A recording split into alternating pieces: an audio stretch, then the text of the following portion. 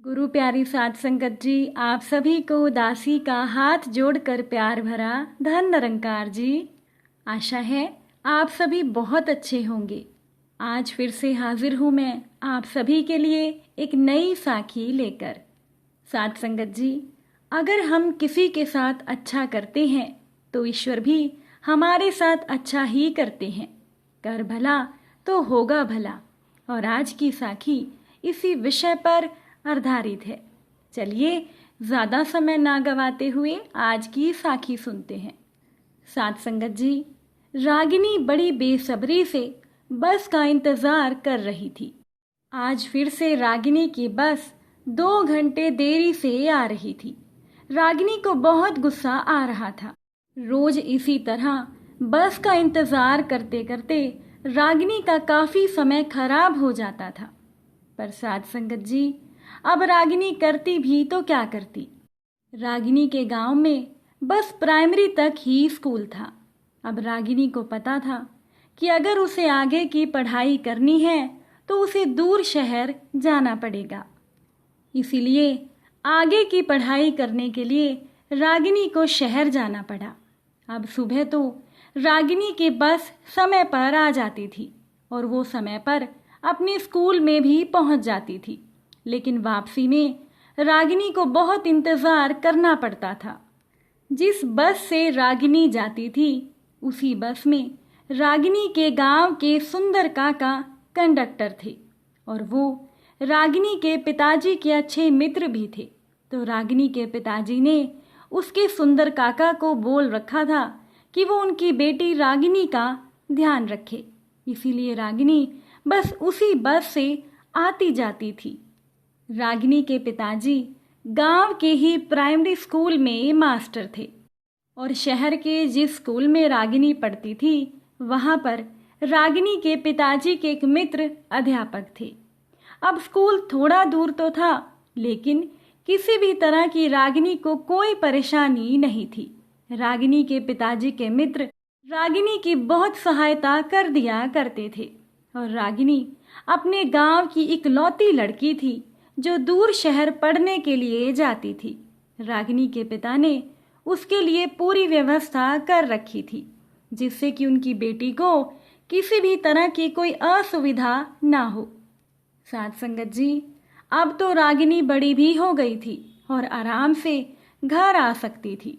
पहले रागिनी के पिताजी उसे बस स्टैंड पर छोड़ने और लेने के लिए आते थे। रागिनी की माँ अपनी बेटी रागिनी की पढ़ाई के खिलाफ थी।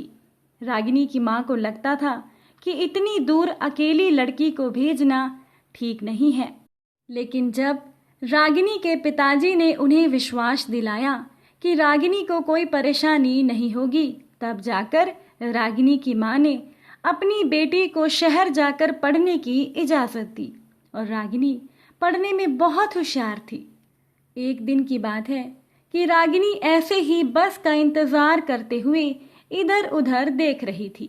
तभी रागिनी का ध्यान दूर एक झोपड़ी की तरफ गया। उसे समझ में आया कि ये झोपड़ी पहले यहाँ नहीं थी, अभी कुछ ही समय पहले ये झोपड़ी बनी है।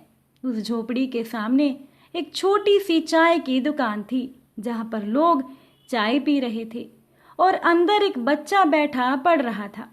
रागिनी ने देखा कि बार बार उस बच्चे का पिता उस बच्चे को किसी न किसी काम से बुला लेता था और वो बच्चा भागकर अपने पिता के पास चला जाता था और फिर वापस आकर अपनी पढ़ाई में लग जाता था। वहीं पास में एक औरत कपड़े धो रही थी। रागिनी को लगा कि शायद ये उस बच्चे की माँ है। बच्चे की पढ़ाई के प्रति लगन को देखकर रागिनी सच में बहुत प्रभावित हुई।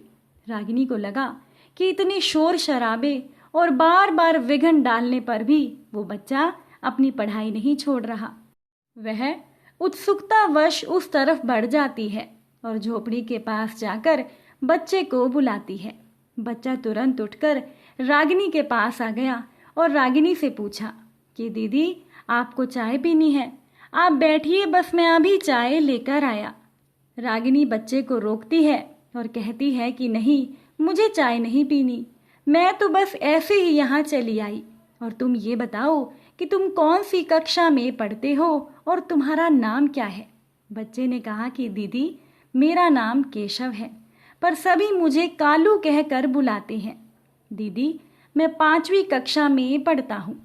रागिनी ने कहा कि मैं जब से देख रही हूँ तुम्हारे पिताजी तुम्हें बार बार परेशान कर रहे हैं, लेकिन फिर भी तुम अपनी पढ़ाई छोड़ नहीं रहे हो।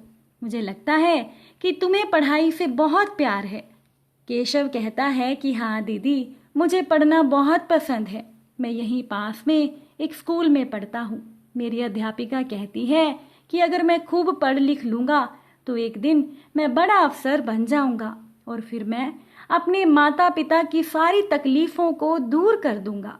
उस बच्चे के विचार जानकर रागिनी और ज़्यादा प्रभावित हुई और उसने बच्चे को कहा कि अगर तुम चाहो तो मैं तुम्हारी पढ़ने में कुछ सहायता कर सकती हूँ।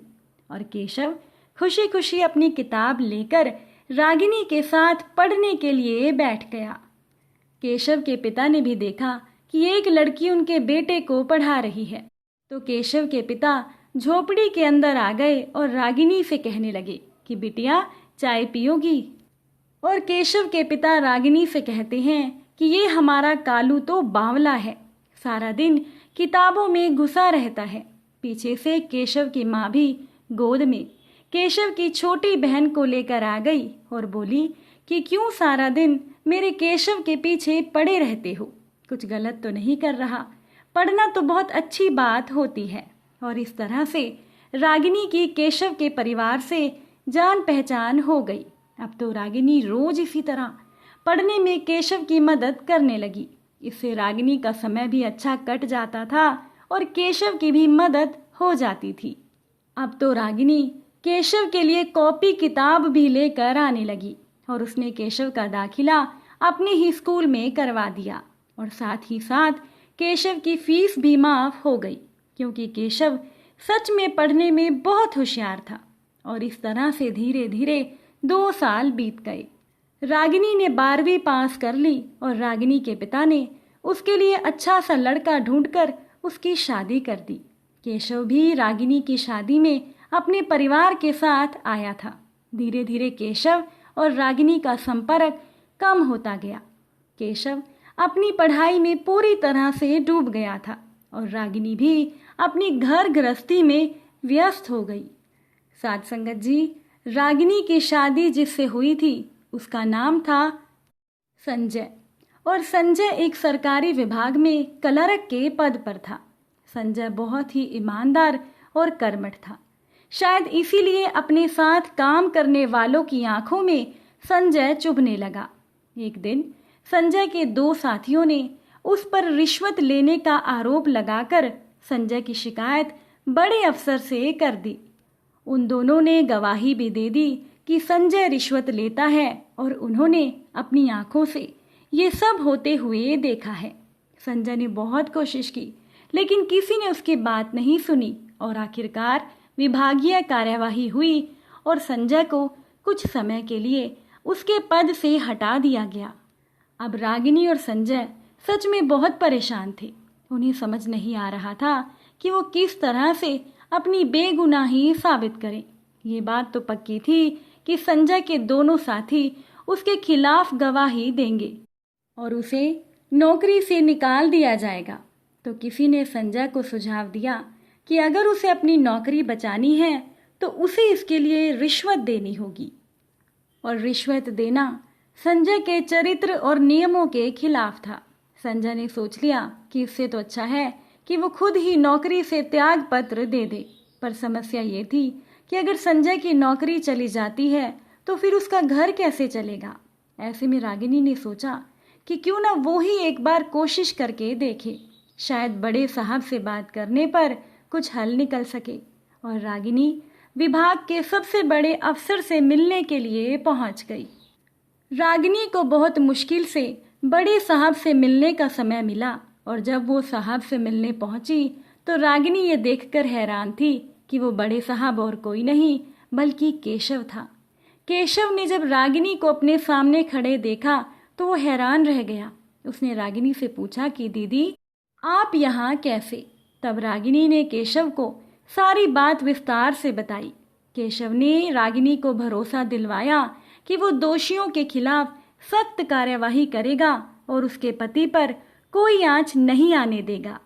और केशव ने अपना वादा निभाया।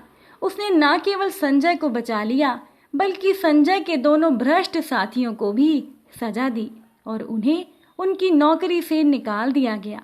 तो साथ संगत जी, इस तरह से हमने देखा कि रागिनी के द्वारा की गई छोटी सी भलाई किस तरह से उसके ही काम आई और उसके परिवार को मुसीबत से बचा लिया।